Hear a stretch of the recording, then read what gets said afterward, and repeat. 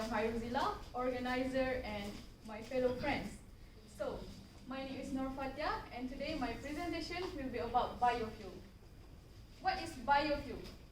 If you can still remember, our friend on the last session, Gayatri, had mentioned that biofuel is a type of renewable energy that can be derived from microbial, plants, or animal materials.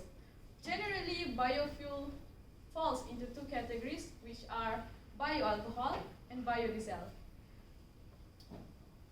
The former, such as ethanol, can be created from yeast and bacteria that it will break down starch from corn and other plants. Biodiesel, on the other hand, is created in refineries that use existing oil in crops.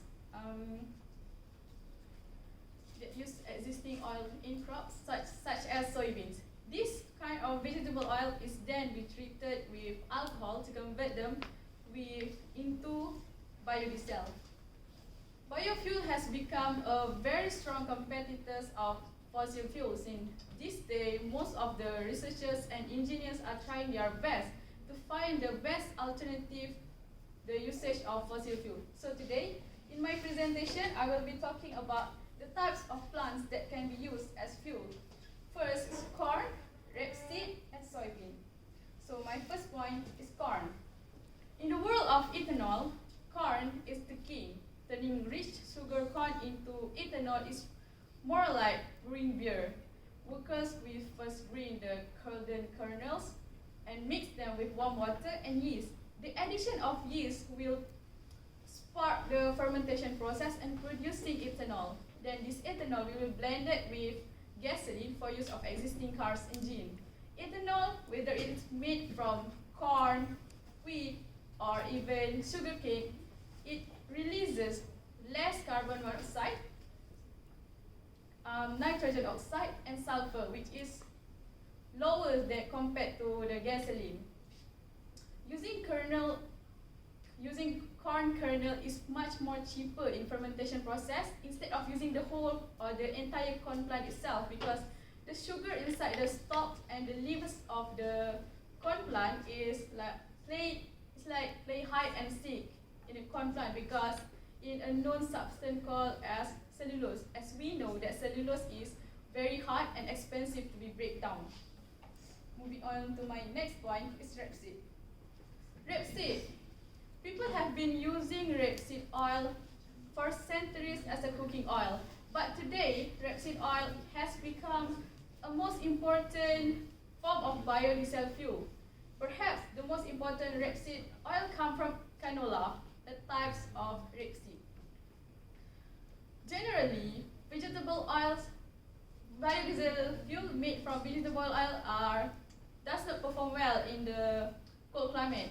Why is that? Since vegetable oil is high in saturated fat, ice will start or tend to crystallize in the biodiesel, causing a car's engine to be seized. However, canola oil is low in saturated fat, which means it is harder for ice to materialize inside a biodiesel in a frigid temperature. Also, canola or any other rapeseed oil have higher oil content compared to the other vegetable plants, which means that it will generate more energy or more power when it is burned.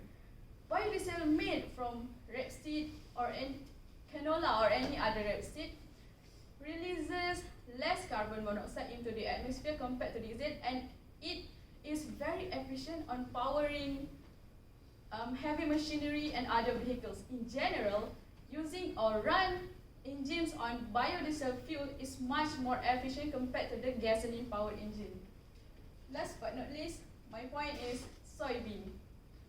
Now, the soybean can add green energy into its resume. In fact, most of the biodiesel used in United States comes from biodiesel. It comes from soybeans. Most of motor vehicle, especially heavy machine or like bus, can run on pure soybean biodiesel fuel or a blend biodiesel fuel. with diesel.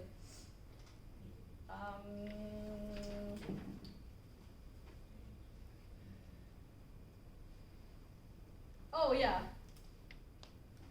According to National Academy of Sciences, biodiesel fuel made from soybean is much more environmentally sound and can yield more energy compared to the corn ethanol. So, in a conclusion, there are several types of plants that can be used to replace the usage of fossil fuel, which are corn, rapeseed, and soybean. Even though biodiesel or biofuel can have a strong possibilities to be exactly the future of our fuel, there are some drawbacks that come with this fuel. Issues like the land that we needed to grow up the crops. This in particular has created a problem such as higher food prices and deforestation. So you as a chemical engineer should on the future will be dealing with this kind of drawbacks and need to solve it so that we can make use of biodiesel or biofuel, because to replace the fossil fuel, because fossil fuels will be decreasing by its production in no time. So that's it from me. I open the floor for Q&A session. Any question? Yeah. Okay, according to your points, which one of the biofuel is more suitable for vehicles in Malaysia?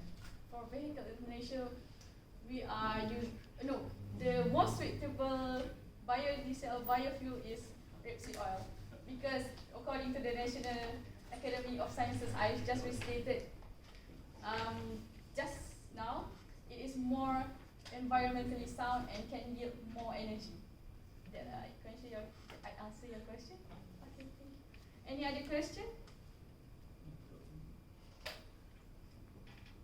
So the question basically like Hanis one. How do you rank the biodiesel sources just stated by its power generating or the quantity? By the quality, I will be rating the first is rapeseed, and then the second one will be the soybean, and then the third one it will be the corn. Oh yeah? Is the production cost for the biodiesel is more expensive or less expensive than the fossil fuel? Oh, thank you for the question. Yes, the production of biodiesel now is much more higher than the cost production of diesel fuel, because actually we don't have the technology or the best technology to convert all these plants or the crops inside, or the oil inside the crops to be the biofuels. In terms of performance, our biodiesel is comparable to our the fuel that we are using now. Thank you for the question. Yes, biodiesel is more efficient compared to the fuel that we are using right now. Is there any other question?